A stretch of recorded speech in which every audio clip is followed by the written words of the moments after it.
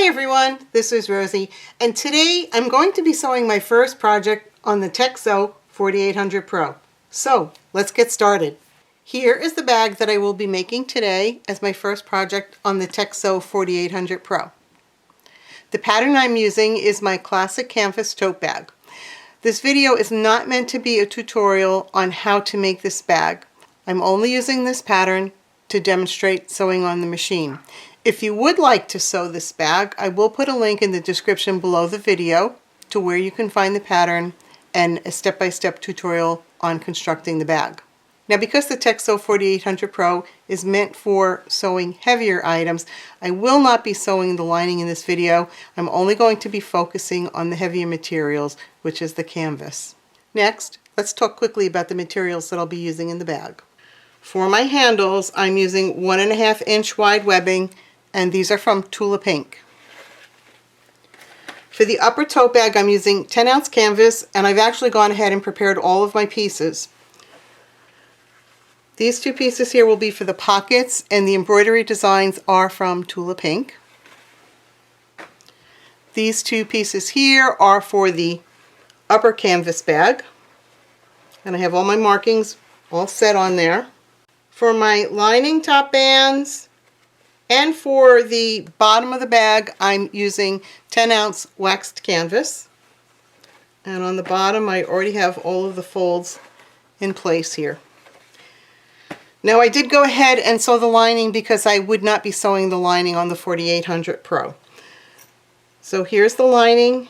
The fabrics are Tula Pink. The zipper is a 4.5 handbag zipper, and that is from YKK. I just want to point out that I did go ahead and install the left toe walking foot. I have the motor speed set at 1000, and I'm using bonded polyester thread Tex number 70. When you start with this machine and with any industrial machine, you really need to get a good hold on those threads, and you want to hold on to them for the first few stitches.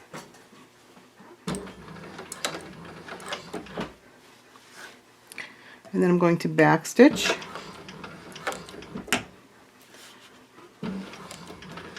And I'm just using the edge of the foot there as my guide to top stitch down the folded edge here.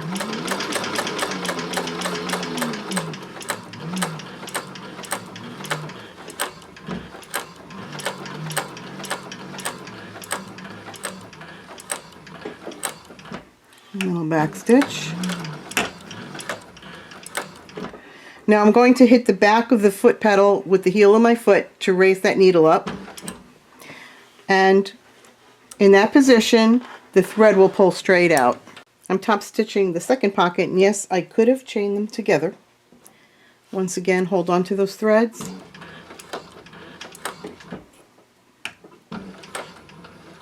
Back stitch, and then I'll just sew across.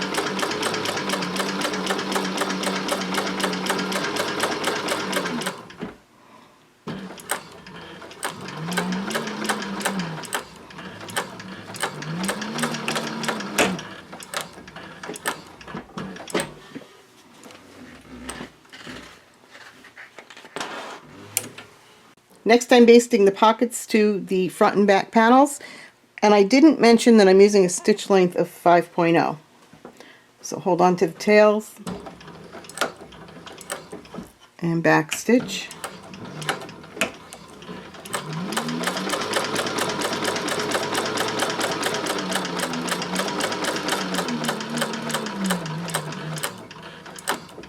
And because the needle always stops in the down position, I can just pivot my work. I'm going to take one more stitch. And again, I only want to take one stitch, so all I need to do is tap the top of the foot pedal, and it's just going to do one full rotation. And now I'll pivot.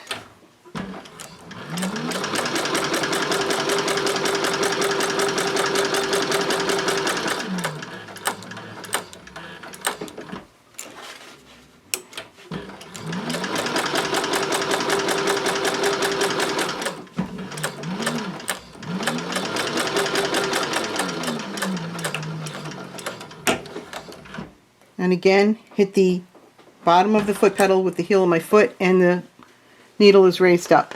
Now I can go ahead and baste the second pocket in place. I'm sewing on the handles now. I just want to stitch 1/8 of an inch away from the edge. Then I have a line drawn up here. When I get to this line, I'll pivot, stitch across, back stitch, and then I'll come down this side 1/8 of an inch away from the edge. I'm going to try the drop down stitch guide to do this.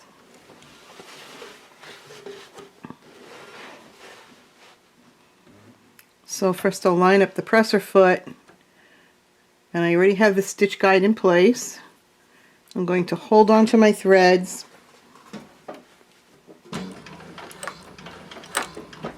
and then I'll back stitch.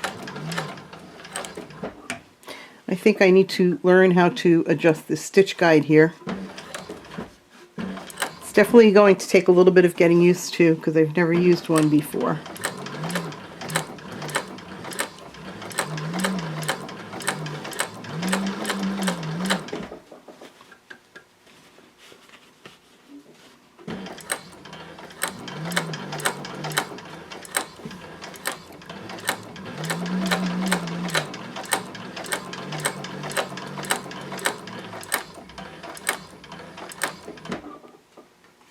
I'm going to lift it up. I'll pivot now and stitch across.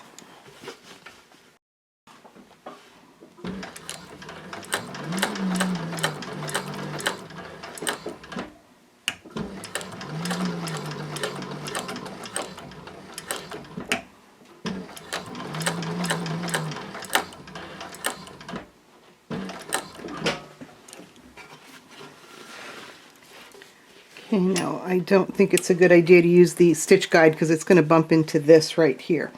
So I'll just wait till I get past that point.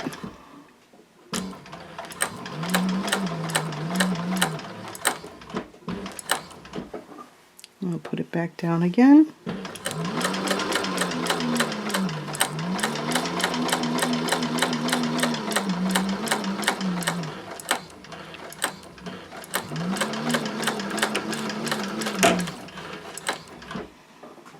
So I think that's definitely going to take some practice.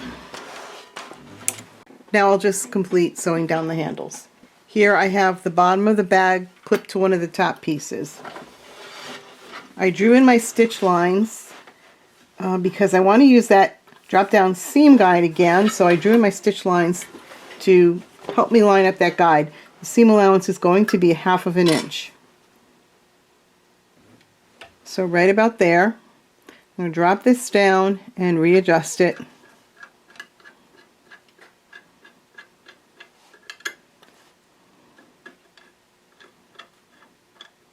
So right about there should give me the 1/2 of an inch. I'm definitely going to need to practice using this guide. I'm holding onto my threads, and let's get started here.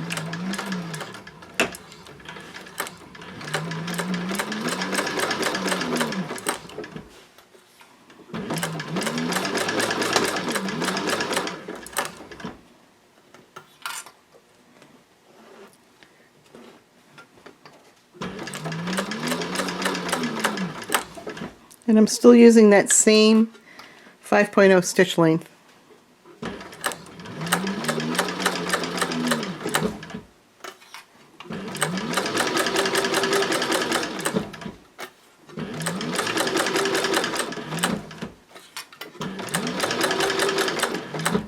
I think the stitch guide will be very nice to use once I get used to it, and once I practice with it a little bit.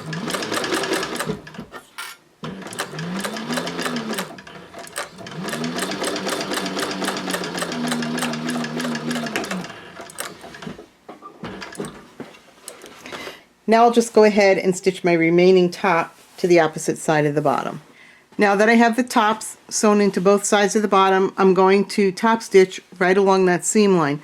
I'm going to use a stitch length of 6.0. I'm finding that the table has ample work surface, so I'm not having any issues at all with the table. And the lighting issue that I talked about in my previous video with the glare on the polished aluminum hasn't been an issue as I've been sewing on this tote bag.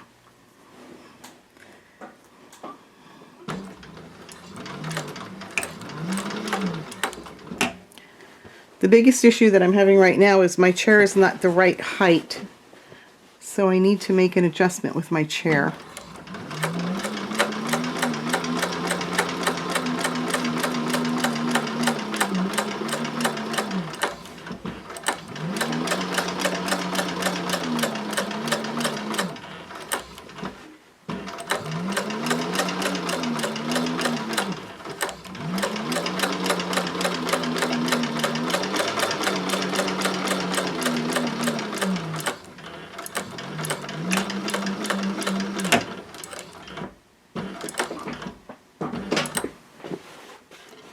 All my top stitching is done, and you can see I'm getting some very pretty top stitching. Here I have the side seam clipped together, and right down here where the top is sewn to the bottom, there's some bulk because of the seams and because of the thickness of the wax canvas.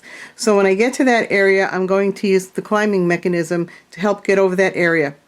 In actuality, it's not that thick. I think that the machine would be fine just as is, but we'll give the climbing mechanism a try.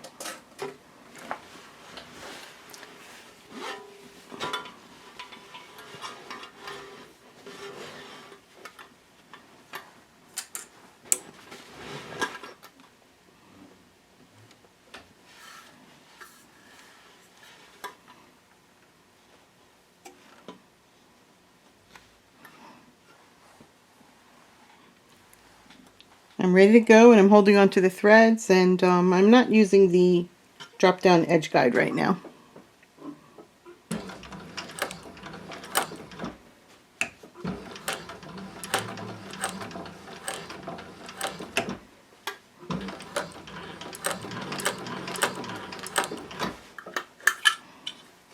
One thing that I do find is that the edge of the table here is pushing the clips out of the way, so I have to make sure that I lift this up just a little bit when the clips are near the edge.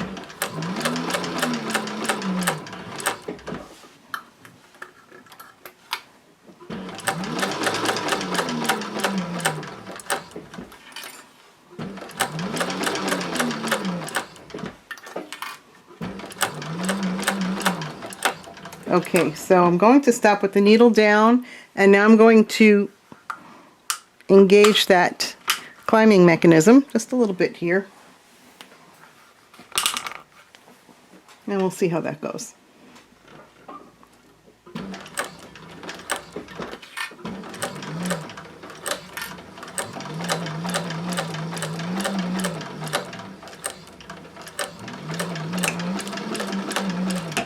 And backstitch.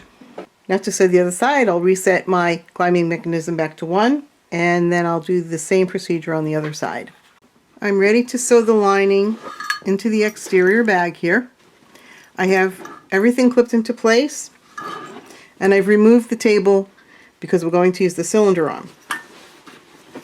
Now if you look at the bag, in this area right here, there's a lot of bulk because we have the seams, the side seams from both the lining and the exterior, so there's a lot of bulk there, and we will definitely be using the climbing mechanism. I have everything in position now. I'm using a stitch length of 6.0. I'm not going to use the drop down edge guide because I'm really not comfortable using it yet. I just need to have more practice with it. So I'm going to get started here.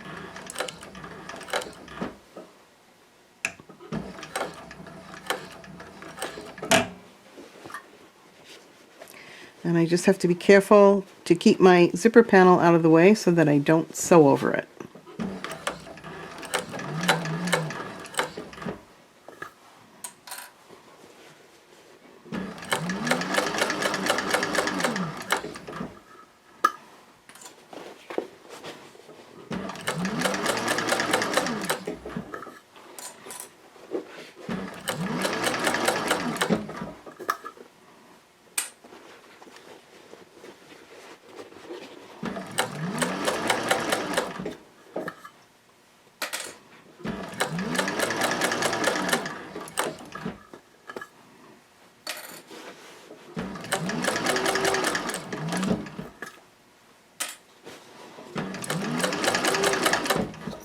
Now as I'm approaching the side seam, I'm going to raise up that presser foot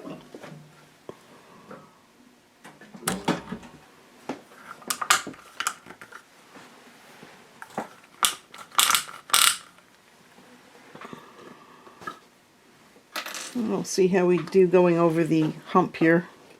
I think I could have raised it up even just a little bit more.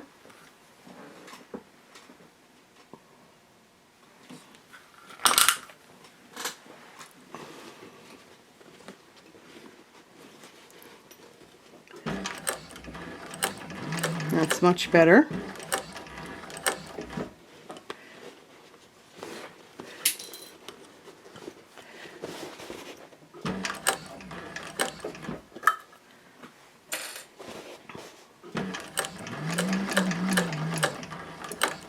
Now that I'm away from it, I'm going to lower it back down.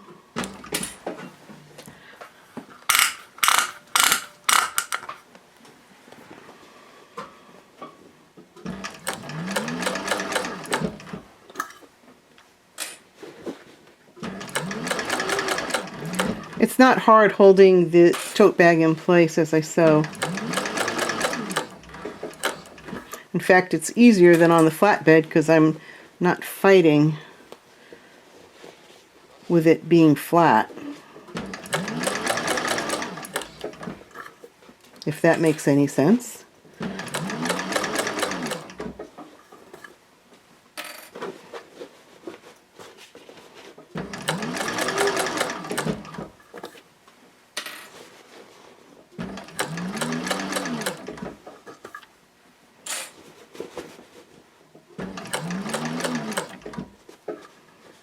Looks like I'm starting to form a little bit of a pucker here.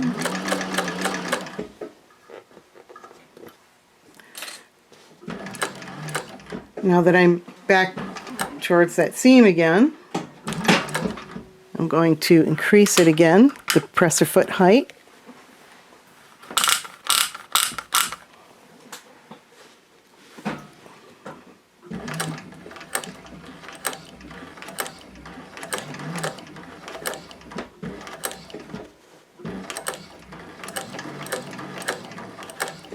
And then I will backstitch.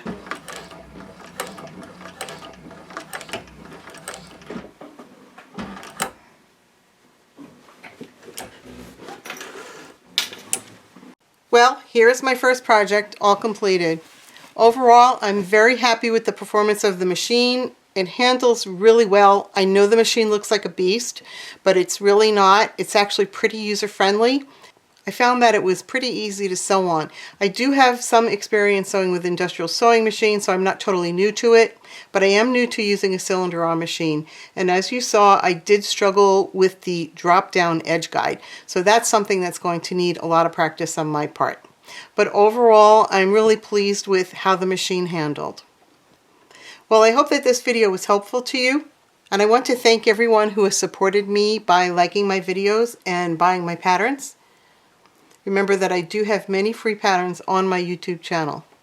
If you're not already a subscriber, I really would love to have you as one, so please like and subscribe, and I would love to see you over in my Facebook group, which is Rosie and David Patterns. Thanks for watching.